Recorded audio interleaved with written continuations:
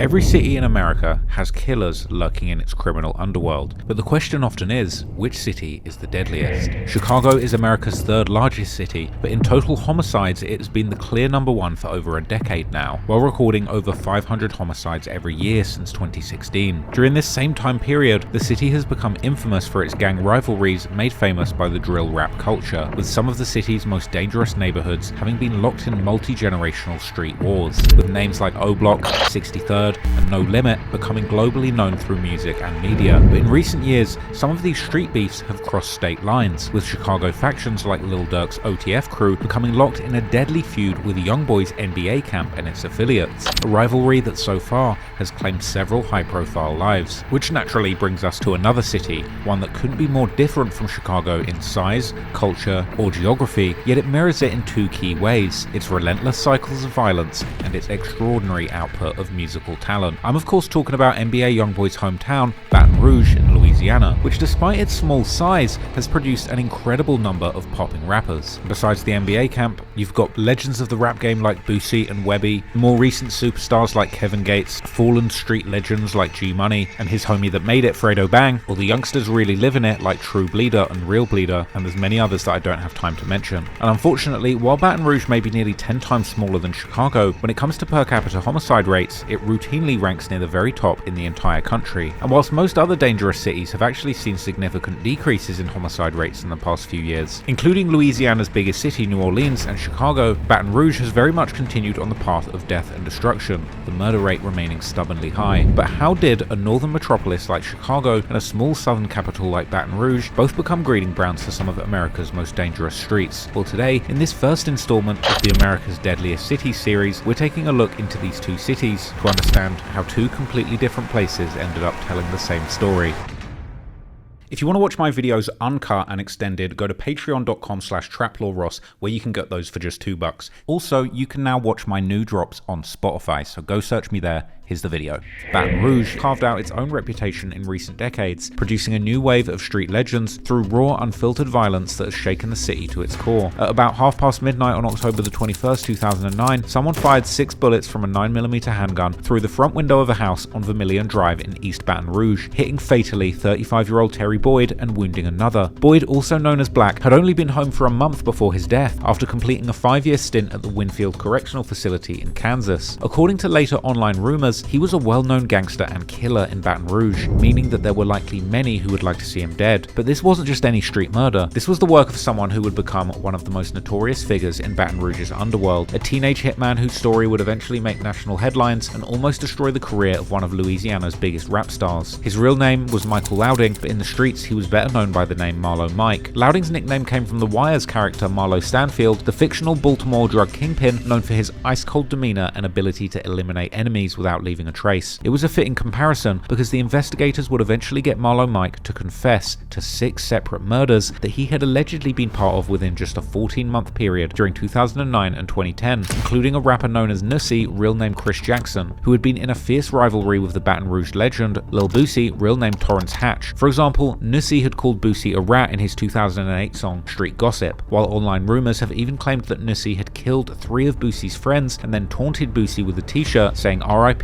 who's next. Not surprisingly then, the police were thinking that Marlo was Boosie's private hitman and were trying to connect Boosie to all 6 of his alleged victims. One of these even surprisingly being Boosie's supposed good friend Daryl Bleak Milton, who was gunned down in a double homicide in April 2010. However, in the end, it was the murder of Boyd that would also bring down Boosie, as he was charged for the murder alongside Marlo and another accomplice. The Terry Boyd hit was incredibly personal for Boosie, as the prosecutors during Boosie's 2012 trial would argue that Boosie had promised Marlo Mike $2,800 for the hit after finding out that Boyd was planning to jack and slap him. Boosie's lawyer would deny this and point out that Boyd and Boosie's relationship went allegedly way back, and Boosie even had a child with Boyd's sister, which they would use to argue that there was no ill will between the two. Ultimately though, the case against Boosie would rely heavily on Marlo's jailhouse confession, phone records placing Marlo at Boosie's recording studio video before and after the murders and other circumstantial evidence, with one of the wildest ones being that 2 weeks after Boyd's murder, Marlowe had allegedly got a tattoo showing an AK-47 accompanied by the phrase, "Yo Boosie, who's next?" which appears to be a reference to the shirt that Nussi had used to taunt Boosie. Boosie's lawyer would combat the implication that the tattoo referred to Marlowe asking who he should kill next for Boosie, with a rather hilarious version where the text was in fact a tribute to their fallen friends, with the tattoo I guess then asking Yo Boosie, which one of us is going to die next. The prosecution would also point to several lyrics that Boosie had allegedly recorded right before and after Boyd's murder, including the lyrics from Boosie's song 187, allegedly recorded the night before Boyd's murder, where Boosie seems to give Marlowe instructions on who he wants killed. Meanwhile, the defense would argue that Marlowe Mike was haunted by demonic voices telling him to kill and that he was a maniac acting alone. But the wildest turn of events was when Marlowe himself would take the stand and he would decide to go full Lil Woody mode, recanting everything that he had allegedly told the detectives during the investigation, claiming that crooked cops had threatened him with lethal injection and the imprisonment of his family members to force his confession. In the end, that was enough, and Boosie was acquitted of the murder charge, leaving him to serve just his earlier drug charges, before eventually getting released in 2014. 5th, 2014. It finally happened. He's out. He's free. It's Boosie Day. He free. We celebrating. This is a humongous story. He's out. Oh my God. Do you understand how big of the celebration is going to be? We barbecuing. We frying chicken. The return of a hip-hop hero. Little Boosie is free. Wow. Yes. Yes, Little Boosie is out of prison.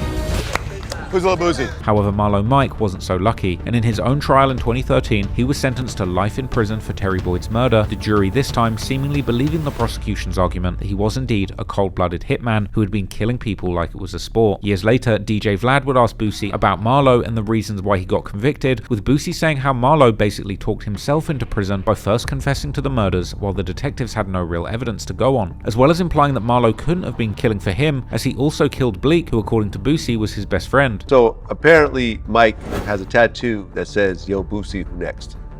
Yeah. And they used that in the courtroom? Yeah. Do you think that was a big part of him getting convicted, or? You know, I feel like he got convicted on his statements telling about the crime or whatever. Oh, he made statements? Yeah. I think his statements was too pinpoint on, you know, believable to the jury. It's a sad situation, you know, because, you know, he on a murder charge for, you know, killing my best friend too, you know. Today, Marlowe Mike is still in prison serving his sentence, and while his story has arguably become a defining moment in Baton Rouge's criminal history, not because it represented organized gang warfare like Chicago's historical violence, but because it showed how the city streets could transform teenagers into killers, and over the years, that has sadly only gotten worse. Chicago's reputation as one of the most dangerous cities in the US wasn't built overnight, and the streets of the Windy City have been legendary for all the wrong reasons for about a century now, stretching back to a time when gangsters wore actual suits instead of tracksuits and carried Thompson submachine guns instead of Dracos or Glocks with switches, while dealing beer and booze instead of drugs due to the so-called bone dry federal prohibition law that had gone into effect in January 1920, making alcohol illegal all over the country. The date's February the 14th, 1929, Valentine's Day morning in Chicago, and 7 men were gathered at the SMC Cartage Warehouse on North Clark Street. They were members of George Bugs Moran's North Side Gang, who had taken over the illegal booze markets of the north side of Chicago. The North Side Gang were waiting for what they believed was a shipment of stolen whiskey from Detroit's notorious Purple Gang, who had made a name for themselves in Michigan and beyond by hijacking the cargoes of other bootleggers, as well as kidnapping rich saloon owners and demanding heavy ransoms. But what they didn't know was that they were about to be backdoored by these Michigan madmen. At 10:30 a.m, a police car would pull up to the warehouse and 4 men got out, 2 in police uniforms while the other 2 in civilian clothes. The men dressed as police officers ordered the 7 men to line up against the wall, hands up, as if this was a routine bust. But then,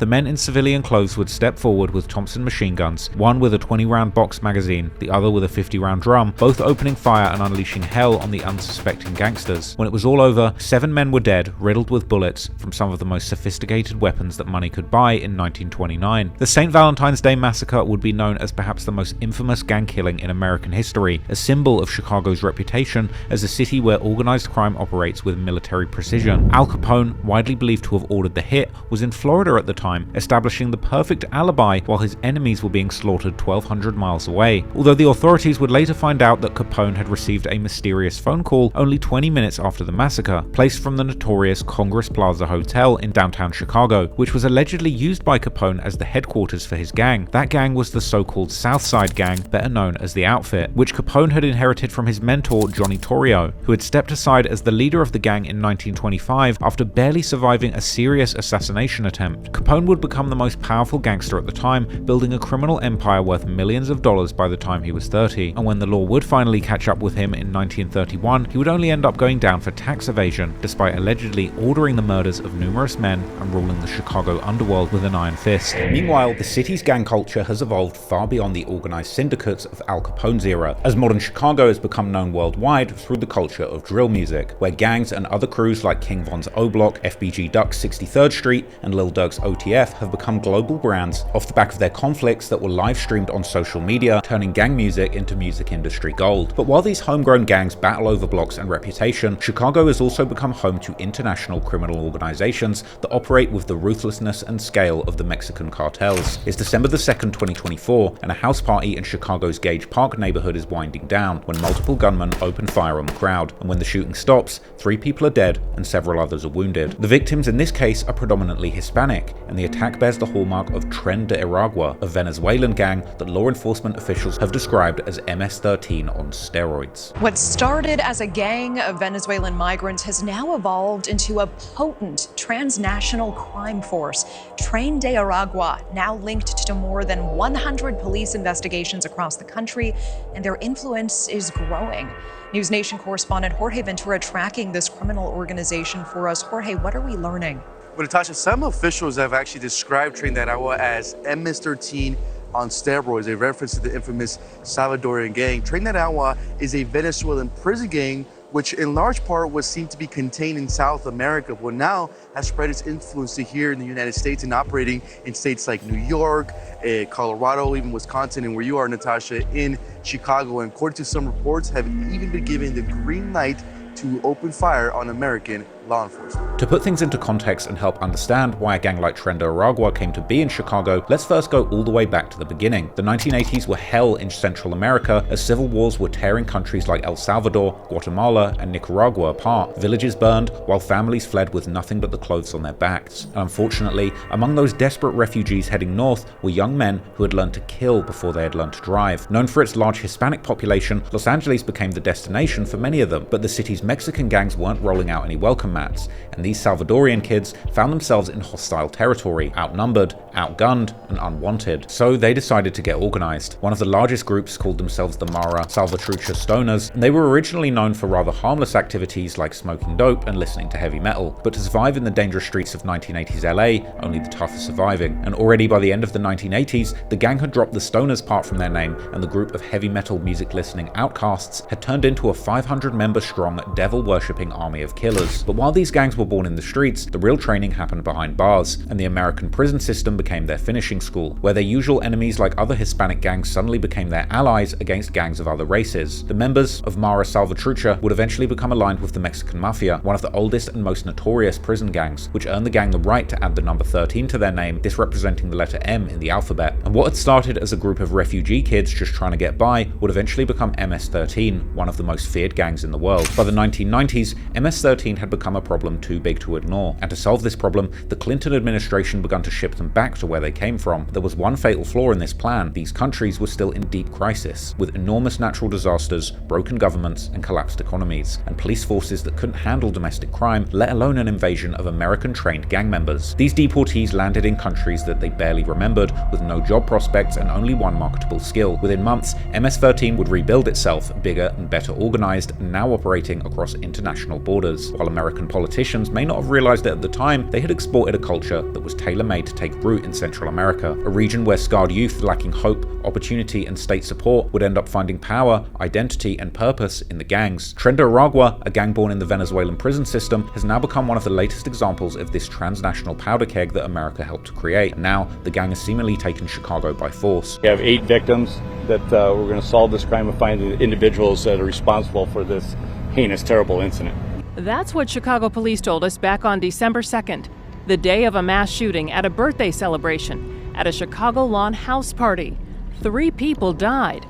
5 others were hurt. It seemed like it was a party, yeah. There's always people at that house partying. ICE now says this man, Edward Martinez Cermeno, ended that good time by shooting up the party. They picked him up in January in Schaumburg. He's facing federal charges for illegally entering the United States. In 2023, ICE arrested Ricardo Granadillo Padilla in North Carolina back in February. Agents also say they recovered these weapons, ammunition, and narcotics at his home in Chicago. We're told he had another pistol and ammo on him when arrested in Raleigh. ICE says he's currently in federal custody after being sentenced in March for illegally entering the United States in 2022.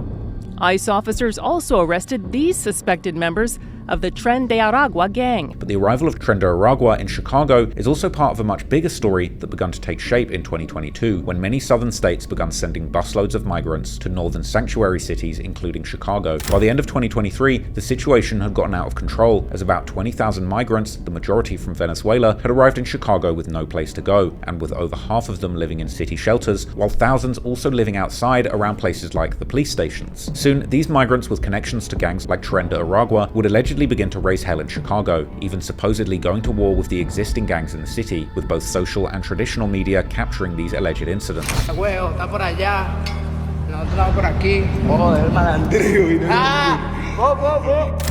Citywide person with a gun, 6124 South King Drive. 2 Venezuelans are trespassing the building, showing guns in the courtyard, and they have motorcycles.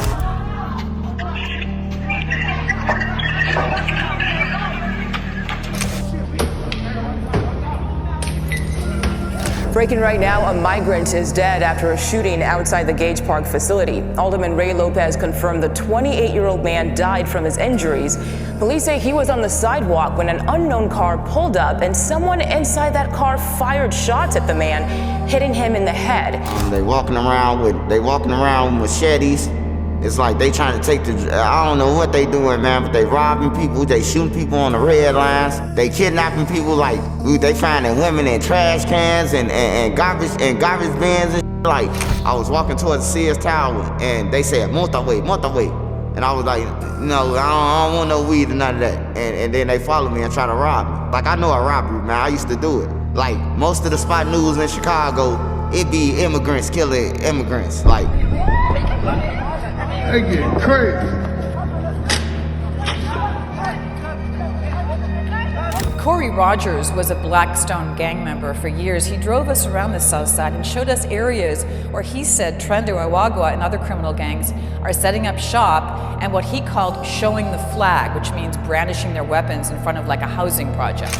Yo, Tay, we need that Lil JoJo remix. They claim they Venezuelan, but we Ooh! The real issue is that America has allowed gangs to enter our country. Gangs that they would consider ex-terrorist groups that are formed here. We are terrorist groups and we're in a gang.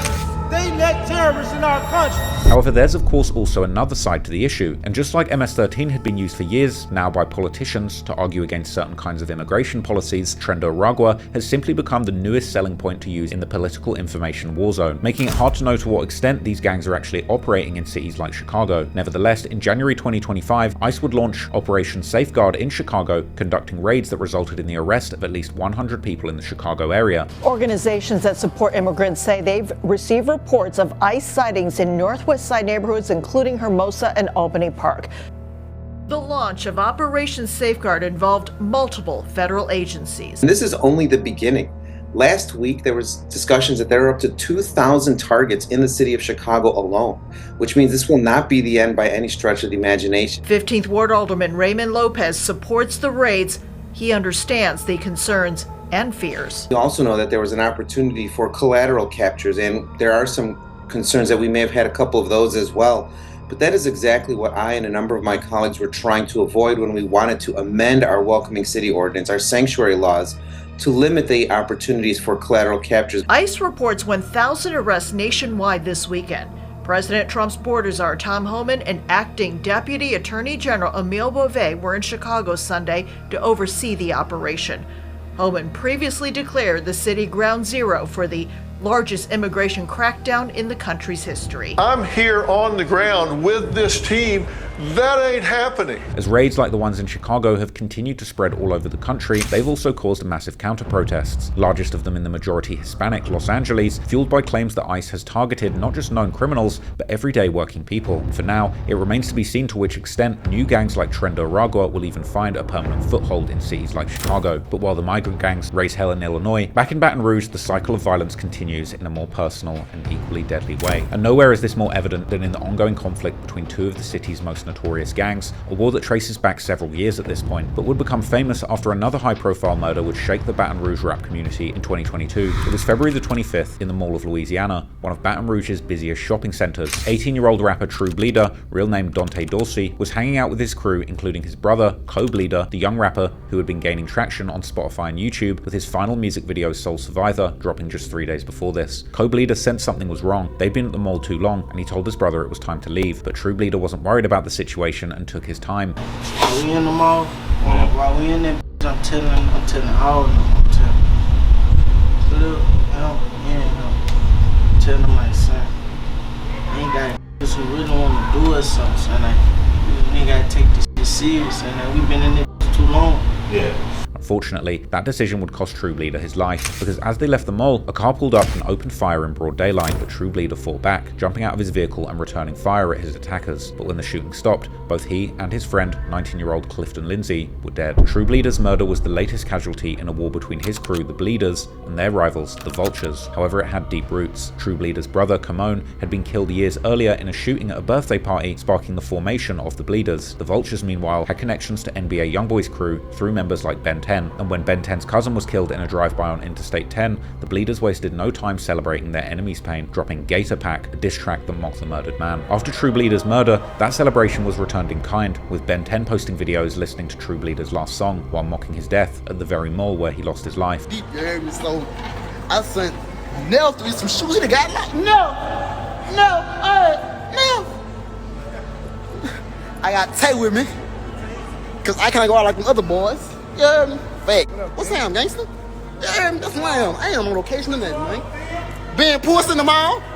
Yeah, I'm being The arrest of 21-year-old Debug, real name Demetrion Grimm, a suspected Vultures member for True Bleeder's murder, seemed like justice had finally landed. But when a grand jury declined to formally charge him due to insufficient evidence, the streets took note. The message was clear that in Baton Rouge, you could still get away with murder, but unfortunately for Debug, that would turn out to be a two-way street. And on April the 1st, 2024, as he was outside in the Vultures hood during the early morning hours, a shooting would take place, taking the lives of both Debug and another alleged Vultures member called JJ, real name Jonathan Williams. Just within the last hour, we've learned the identity of two people shot and killed on 68th Avenue this morning. According to police, 21-year-old Jonathan William and 23-year-old Demetrion Grimm were shot around 1:45 this morning. A 16-year-old girl was also shot, but she is going to recover from those injuries. Right now, Baton Rouge police have not announced any suspects in this one either. This would turn out to be part of an exceptionally violent 24 hours in Baton Rouge, during which 4 people would end up losing their lives, while 8 would end up injured, with people online marking it as one of the worst days in the city's history. Moreover, if online rumors are to be believed, the murder of Debug may have been retaliation due to an earlier shooting that night, which had taken the life of a man affiliated with the Bleeders. This incident taking place less than 2 hours before the shooting that killed Debug. However, in a surprise turn of events, the investigation into the incident that claimed the lives of Debug and JJ would eventually lead to an arrest of 4 members of the Vultures for the murder of JJ, including their best known rapper, YKWHFV, which stands for You Know What It's Hitting For, real name Javea Ferguson. This would cause much confusion amongst fans who were trying to understand why the Vultures would have killed one of their own. The Bleeders would provide their own clues, like the rapper Fully Gang Jit, who would seemingly insinuate in one of his songs how JJ had frozen with his gun when the Bleeders slid on them and shot Debug, which could help explain the possible motive behind the Vultures allegedly killing him. But this was only the beginning of the trouble for the Vultures. In one of the more recent incidents, in the early morning hours of March the 5th, 2025, a 25-year-old member of the Vultures, called AWOL Bino, real name Broderick Butler, would walk into the Nest Nola Lounge in New Orleans, which is owned by none other than the rapper Rob49. But in the club, Bino would allegedly run into a member of the rival Bleeders gang, and some kind of altercation would take place, after which Bino would immediately leave the club. Soon after, the Bleeders member would also leave the club, with his crew appearing agitated, and what happened next was a drive-by shooting, back and forth, that would end up wounding the Bleeders member while grazing Bino in the arm. After the shooting, Bino would allegedly repeatedly run to social media to brag about the incident, posting a selfie to Instagram showing off the bullet graze which he'd received during the exchange of gunfire. Authorities would then use that social media post as evidence to tie him to the shooting, and soon arrested him on attempted murder charges back in Baton Rouge. Then, in June 2025, a months-long investigation by the East Baton Rouge Sheriff's Office would result in numerous charges against more than a dozen alleged Vultures members, including also new charges against people like the rapper V. And if it wasn't bad enough, the local police would announce that they were inviting the feds to join the case. First on the news at 6 o'clock, the top prosecutor in East Baton Rouge Parish says the streets are safer tonight after a large-scale drug bust. Several people reputed to be members of the street gang known as the Vultures arrested. News 2's Destiny Beasley reports federal investigators are now joining that case. So whether it meets the federal definition that they're looking at, and I think that a lot of these cases do because of the gun involvement, prior convictions, drug involvement. District Attorney Hiller Moore says it all comes down to the U.S. Attorney to prosecute the alleged Vulture members. In the meantime, Moore says his office will be asking for some of the suspects to be held in jail. We are asking in those cases that those that are out on a bond, that their bonds be revoked and that it be held pending trial. Accused gang member Gervais Ferguson was already in jail for murder. He was charged in April in the murder of Jonathan Williams. When he was initially arrested in that crime, he was briefly released on a $250,000 bond without the GPS monitoring the court had required. He now faces an additional charge of conspiracy to distribute Schedule 1 narcotics. However, things were not going much better for the Bleeders. That same month, the cousin of True Bleeder, David Catherine, better known as the rapper Real Bleeder, who had been making some significant waves in the Baton Rouge rap scene after his cousin's passing, would be charged with first-degree murder in the September 2024 shooting death of 41-year-old Teresa Callaghan, along with 2 other men. Police believe that Real Bleeder, who had already been arrested earlier this year for allegedly brandishing a weapon in a mall, pulled alongside Callaghan's car in his own vehicle at the intersection of Airline Highway and Greenwell Street and opened fire, killing a mother who had nothing to do with gang conflicts. It's been 9 months since someone shot and killed Teresa Callaghan, and now Baton Rouge police say they have arrested the person responsible. The mother of 4 was waiting at a red light on the corner of Airline and Greenwell last September when someone rolled up and shot her.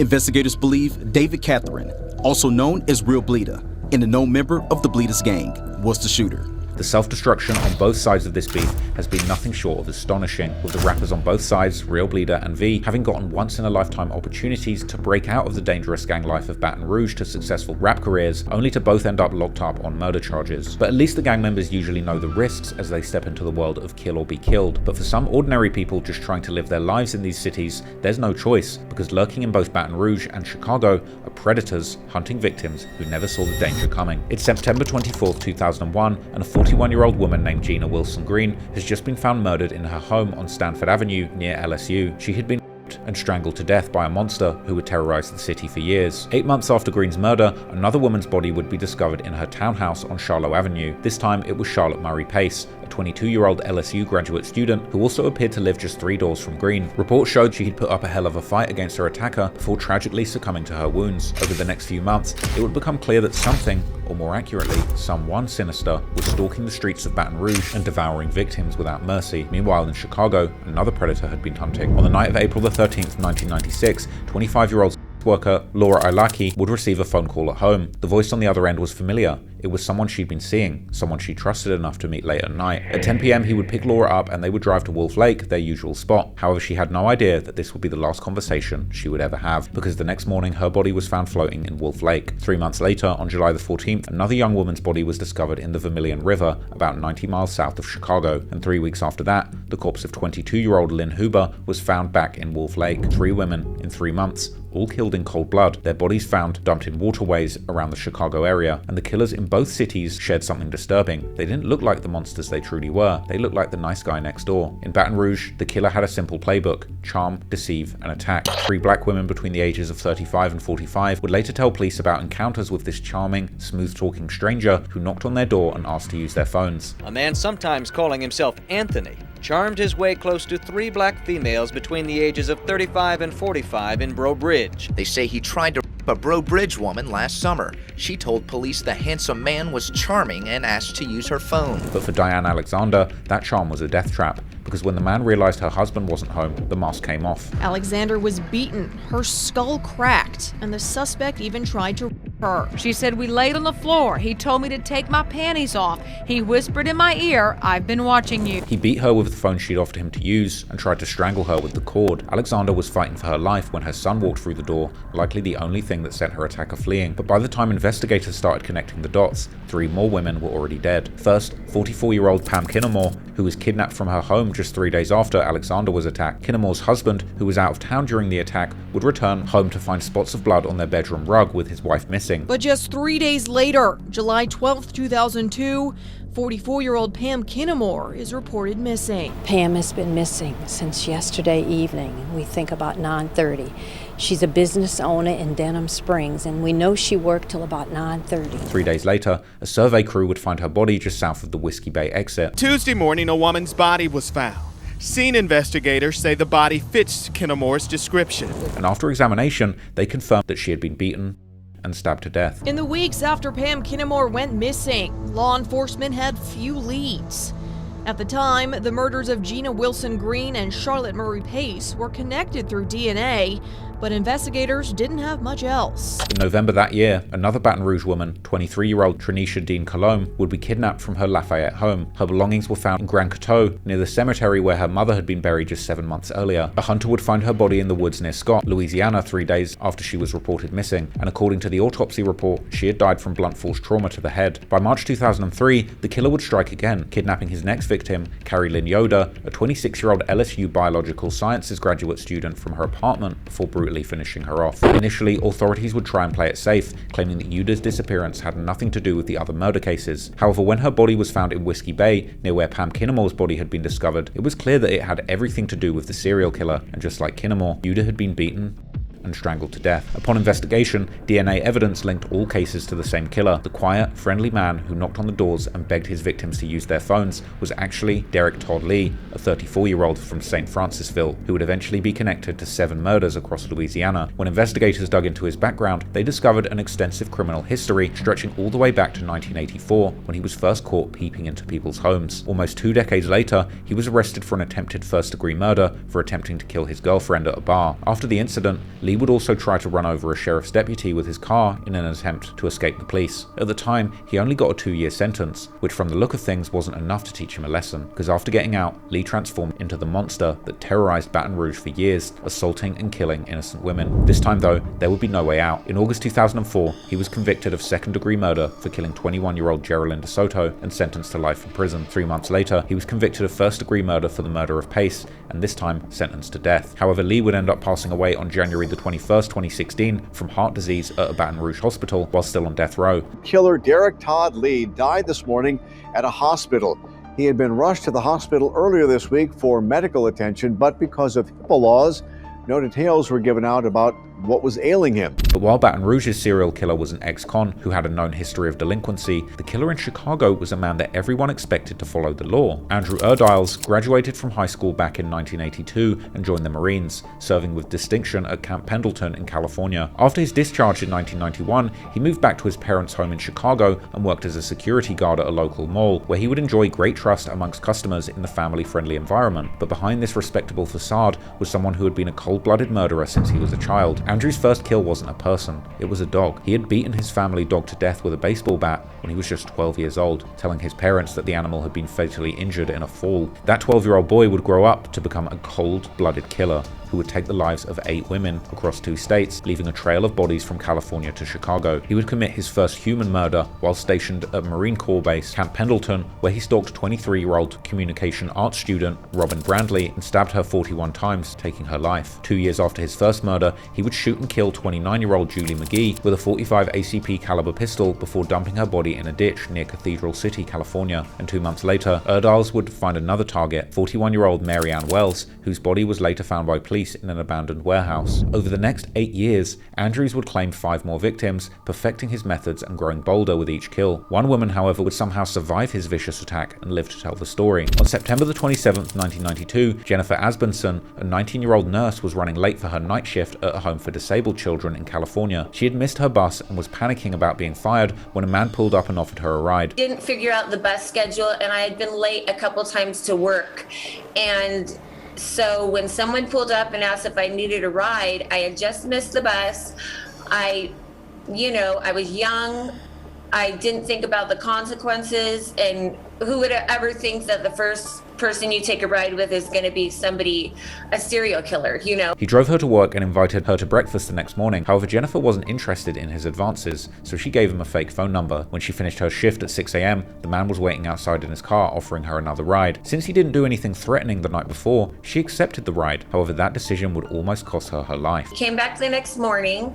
He was nice again and wanted to go to breakfast. Because as they drove, he confronted her about the fake phone number and exploded into a rage. He slammed her head into the dashboard repeatedly, tied her hands with twine, and drove her to a remote desert. Then when I got in the car the second time, he was upset about a fake number I gave him. He just tied my hands up. I just went into complete shock. He brought me into the desert. I just couldn't imagine what was going to happen to me. It was the scariest thing. While at the desert, he tried to sexually assault her, but would end up hitting and shoving her into his trunk when she tried to fight him off. However, Jennifer would manage to break out of the trunk and escape. He put me in the trunk of his car, and I prayed, and I just got a burst of energy, and I was able to rip that trunk apart and take the binds off my hands, rip the trunk apart, and break out and run. But when Jennifer told her story to authorities, they didn't believe her and therefore did nothing to find the perpetrator. This inaction would unfortunately cost 4 more women their lives before he was arrested 5 years later in 1997. After his arrest, Erdiles would provide detailed confessions to all 8 murders across both California and Chicago. While in custody, he told investigators he had no rational motive. He was simply agitated when the women begged for their lives. Erdiles would be given a life sentence for the 3 women he murdered in Chicago, but getting convicted of 5 murders in California, he would get the death sentence. We also have breaking news right now. Convicted serial killer Andrew Erdiales has just been sentenced to death in a Santa Ana courtroom. The former Marine murdered 5 women in Orange, in San Diego, and Riverside counties between the years 1986 and 1995. But justice would never truly prevail, because just 1 month after receiving his death sentence, Erdiles was found hanging in his San Quentin cell. But Lee and Erdiles weren't by far the only serial killers operating in these cities. In Baton Rouge, between 1997 and 2006, Ronald Joseph Dominique murdered at least 23 men and boys, earning the nickname the Bayou Strangler. According to reports, he would lure victims in with offers of alcohol and drugs before assaulting and strangling them and dumping their bodies in remote areas. Sean Vincent Gillis was another Baton Rouge serial killer who operated in the same area as Lee, killing 8 women between 1994 and 2004, while keeping body parts as souvenirs and storing photos on his computer to relive the murders. And in Chicago, the picture was even more disturbing. Since 2001, at least 51 women between the ages of 18 and 58 have been murdered in strikingly similar fashion within the city limits. Chicago. Since 1999, dozens of women have been strangled, their bodies dumped, their murders unsolved. Strangulation, asphyxiation, every single one of them done the same way. The victims were mostly black and many were workers, and nearly all of them had been strangled, partially or fully stripped, then dumped in abandoned buildings, alleys, and even garbage bins. As investigators dug deeper, they uncovered a troubling pattern, connecting every single case to just 3 police districts on the south and west sides, areas where violent crime was nothing new. In fact, in November 2007, 2 women were strangled and left in burning trash bins just 1 day apart, and by all indications, Chicago had a serial killer on the loose. The Discovery Plus docuseries The Hunt for the Chicago Strangler takes a closer look at the murders of more than 50 women from 2001 to 2018 on Chicago's south and west sides, after the Murder Accountability Project identified a pattern suggesting a serial killer. But when the activists and media pressure forced the Chicago Police Department to review the 51 cases, their report suggested there was no evidence of a serial killer at work. And we asked the Chicago Police Department about these murders and this docuseries. The statement they gave us reads, each of these cases has been reviewed by detectives who were detailed to the FBI's Violent Crime Task Force, and there's no evidence linking the cases to each other or to suggest there's a serial killer responsible for these homicides. But not everyone bought that though. Those who believed the serial killer theory would point to the geographic clustering, similar victim profiles, and how rarely these murders resulted in arrests as classic indicators of a serial killer at work. However, critics argued the similarities could be explained by other factors, like the fact that strangulation is common in domestic violence and crimes against workers markers. The lack of matching DNA evidence also pointed to multiple perpetrators rather than one serial killer, as none of the 21 samples collected from the crime scenes matched. Whether the work of a single predator or many, dozens of women were murdered in nearly identical fashions over the next 2 decades, and their killer or killers remain free to this day. It's a grim reflection of one of the wealthiest cities in America, yet one that continues to suffer from some of the worst homicide clearance rates among major US cities, especially in impoverished black communities like those targeted by the alleged Chicago Strangler. And perhaps that's the one thing gang-related killings and other forms of violence in these cities truly share, a harsh reality where it's the poor who are most likely to die and least likely to receive justice. So in the end, which of these polar opposite cities is actually deadlier? On a quick glance, Chicago easily appears as the deadlier of the two, as the city records about 5 times more annual homicides compared to Baton Rouge, and in 2024 alone, Chicago recorded a whopping 573 homicides, which completely dwarfs Baton Rouge's 113. However, that alone has of course nothing to do with the deadliness of a city, which boils down to per capita numbers. With a population of nearly 3 million, residents of Chicago face a 1 in 167 chance of being a victim of a violent crime, whereas in Baton Rouge, that number is just 1 in 99 against a population of only 215,000. This means a person is 70% more likely to become a victim of a violent crime in Baton Rouge than Chicago. Moreover, even though Baton Rouge has seen a decrease in homicide rates over recent years, as mentioned in the beginning, this decrease has been way more modest than in many of the other cities, including Chicago, and Baton Rouge still has a homicide rate of 51.8 per 100,000 residents, among the highest in the country. That is to say, for every 100,000 people living in Baton Rouge, nearly 52 will be murdered in a given year, nearly 3 times Chicago's rate of 21.5 per 100,000. But of course, this isn't to say that Chicago isn't dangerous. Over the past 2 decades, the city's gangs alone have been responsible for 4,098 homicides. Chicago also led the nation in mass shootings, with 34 incidents in 2023 and averages over 2 gun violence victims on a regular day. However, the key fact is that these shootings and homicides concentrate heavily in specific neighborhoods like the South Side and West Side, where poverty rates are the highest compared to other parts of Chicago. So basically, in Chicago, as long as you stay out of certain neighborhoods, you're relatively safe. But unfortunately for residents of Baton Rouge, the city doesn't quite offer that same luxury, as violence in the city is scattered across the entire community and far more unpredictable, making everyone a potential victim, regardless of where they live or what they do. So while Chicago's violence may grab the most headlines, it's Baton Rouge, with its concentrated poverty, scattered danger, and sky-high per capita homicide rate, that quietly ranks it amongst one of the deadliest places to live in America.